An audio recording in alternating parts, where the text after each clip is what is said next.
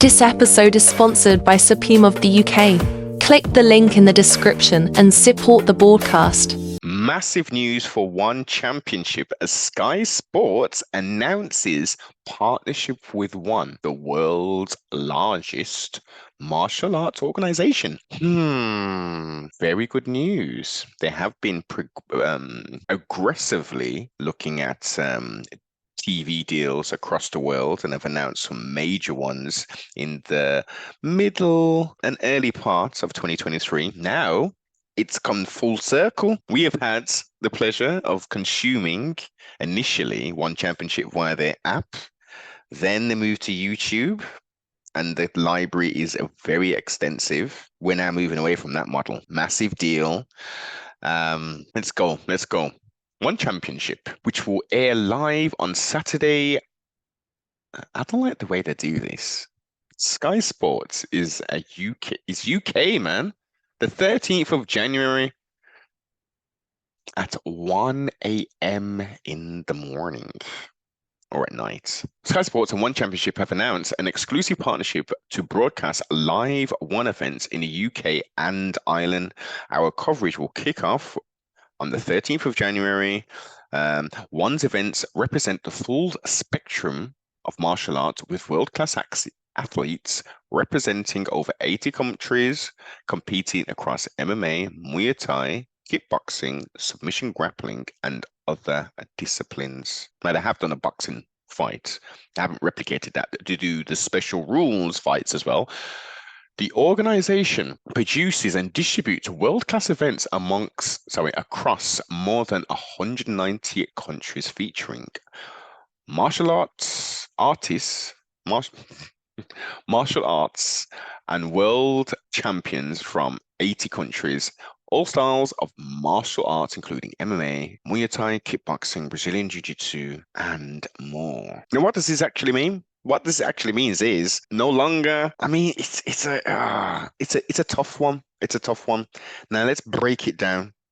We've got YouTube, which is a massive platform, digital platform, with I don't even know how many users, but you know, you can garner quite a lot of viewership, and if you just check the stats on there, the numbers are crazy.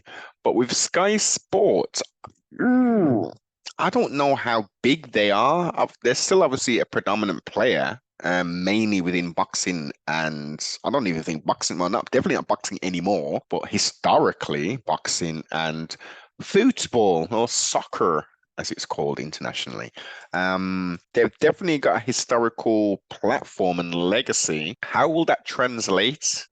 Will the casuals in the UK, do they have Sky Sports subscriptions? The ones who do have the subscriptions, I think that will most definitely tempt them to at least have a look at it. Oh, One Championship. I've heard of these guys. Wow, they're on Sky Sports now.